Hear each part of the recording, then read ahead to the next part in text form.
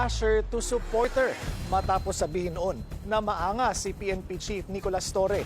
Pabor na ngayon si Senador Jinggoy Estrada sa mga inilatag nitong reforma sa PNP. Ang detalye sa agenda report ni Hannah T. Kumambyo na si Senator Jinggoy Estrada kay PNP Chief Nicolas Torre.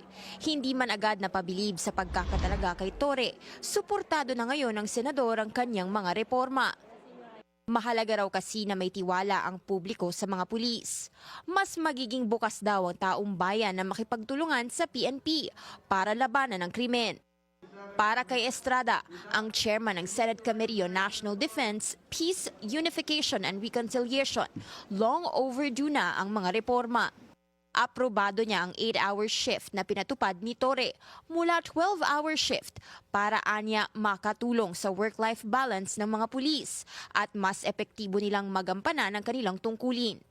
Pabor din ng senador sa 5-minute response na utos ni Torre at pagsibak sa mga hindi makakasunod dito.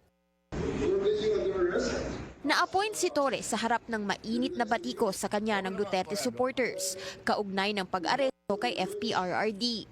Siya ang nooy CIDG chief na naghain ng warrant of arrest sa dating Pangulo noong March 11.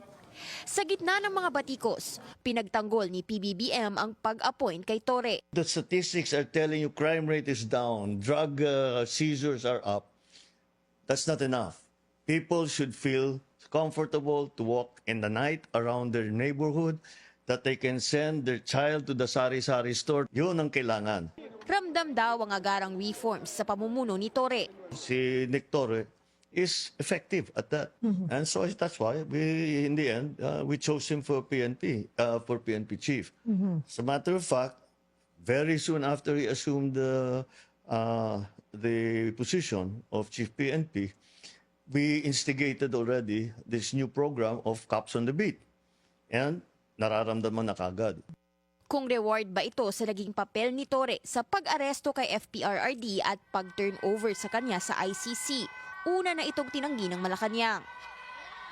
Discretion daw ng Pangulo ang pagpili sa kanya at walang dapat ikabahala ang iba pang mga opisyal. Pero may bagong kontrobersya. Matapos mag-leave of absence si Davao City Police Chief Colonel Hansel Marantan dahil umano sa kanyang kalusugan. Kilalang malapit si Marantan kay Torre. Sabi ni outgoing Davao City Mayor at Vice Mayor-elect Baste Duterte, malabong bigyan siya ng free hand sa pagpili ng papalit kay Marantan dahil daw sa politika. Wala pang komento ang liderato ng PNP tungkol dito. Para sa agenda, Hannah T, Bilyonaryo News Channel.